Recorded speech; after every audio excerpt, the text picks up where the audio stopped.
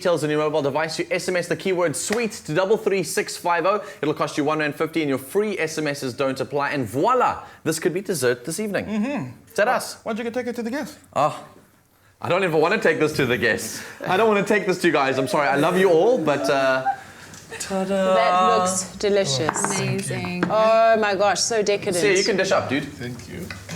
Serve your wife. Ladies first. Does the baby kick every time you eat some sugar? This baby's a little bit excited about everything, but right now she's like, yes, Yes, this is what I want. I'm so excited for you too. Listen, who cooks at home? Yes, babe, who cooks at home? She does. But he does every now and then. What is your favorite dish to make? Leg of lamb. Oh, yum. Ooh, You're one of those slow roast kind of guys. Like, I'm one of those instants. Absolutely. Give to Bonia. She's But gonna I answer. Wait. We've had some amazing comments coming through, warm-hearted comments of support for our lovely couple. And Nicholas Leonard says, Sia, one of my favorite rugby players, awesome to see you and your wife standing strong, a true vision and image of love. I've always believed the only race there should be is the human race. I mean, after all, we're all the same colours underneath our skin. Oh, beautiful.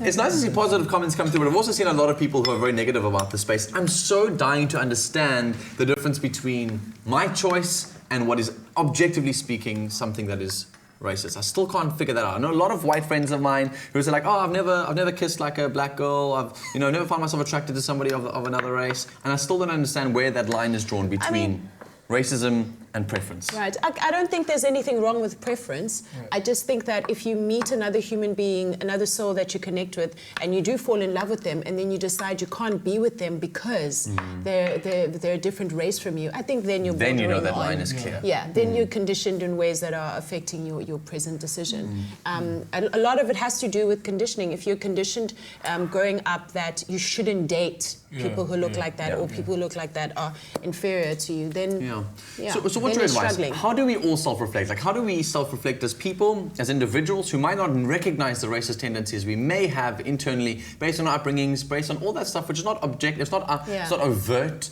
but it's subtleties that when you look at ourselves. How do we go about thinking about that stuff? How do we reflect on it? I think just to be like open-minded and to just open your eyes to things. So, there's a lot of stuff also that I used to say, like racial slurs and stuff that I didn't think were an issue. And then, we obviously have people that said like, hey, that's actually, and I actually went out of my way to go and educate myself more because obviously I'm raising 2 black kids and my son is colored and I'm married to a black man. So I went out of my way to go and research more and just to open my mind to everything and people's opinions. So not to stand there and be like, oh, they're always complaining that, this one is saying this and this one is saying this. And I just decided, you know what? I need to understand why does it affect people so much, and just went out of my way to just try get on the other side of it and just understand, and my views opened up so much more to a lot of things. So it's been amazing. And obviously being in an interracial relationship, it opens you up to more discussion about race issues, and it's an ongoing conversation in your home, I can imagine. And the other thing I mentioned earlier is, I walk down the street with my bae, and you see some people are looking at you because you're an interracial couple, and they just stare, and it's uncomfortable and awkward. But a lot of the time, people do look at you with fascination, and there's almost an awe of the idea that could I be that free? Almost like an envy, like could I have that much freedom in my life to make that kind of a choice? And what does that look like for me?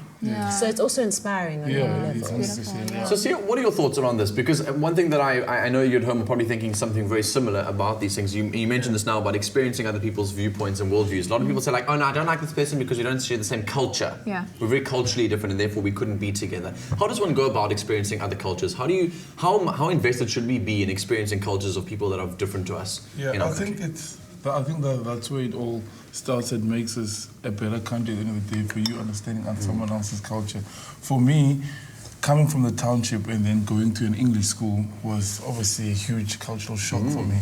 And I accepted it and I took it in my stride, and there's something different, like small stuff like learning there's a time out, or in the township I can sleep whenever I want and all that kind of stuff. And they're using knife and fork, like small stuff like that. I started slowly like that for me, but now I'm always willing to learn about something else. You gotta know the person themselves, you know what I mean? You can't judge a big group of people, just know the individual and make time for the one person, and I think that's where we can get better in each and every day. If you, like you were speaking about work and stuff, know the guy. Take your time, take him for coffee, speak to him at lunchtime. That's what I do with my rugby teammates, because obviously rugby, it's very diverse now, and our team here at this almost is very diverse.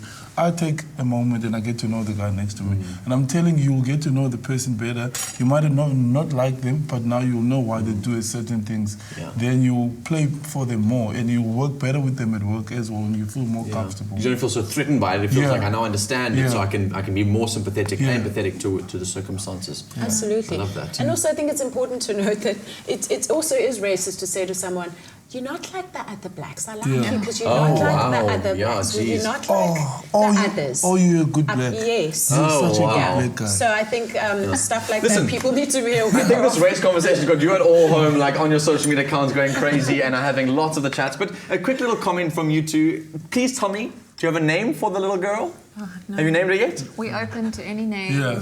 Oh, name suggestions, send them through. Shaniqua. We're so excited for you two to be parents one more time. I mean, to welcome your fourth child. I mean, it's going to be really beautiful to see the way that you guys have treated your kids. You're going to inspire their generations and generations after that. So thank you for coming to join us and being so open about your relationship, and continue to take those haters out on social media. We love it. Yeah, I love absolutely. it. I laugh all the time. It's great. Tomorrow on Afternoon Express, we're sitting down with the new Mrs. South Africa, Hlingiwe Twala. Plus, she'll be giving us some insider pageant tips. Oh, it's going to be a cool show tomorrow. So You're make going sure to you love guys those stay tuned. pageant tips, huh? Oh yeah, obviously, you know me. Instruct myself. It's one thing I do not know how to do. Thank you so much for joining us. We've loved having you with us. And thank you so much for visiting us today and sharing your stories. Yeah. Please keep the conversations happening at home with your families, with your friends. It's a really important conversation to be had. Hashtag Afternoon Express. We'd love to hear all your comments come through. Have a good night and happy eating. Happy eating. This is so delicious.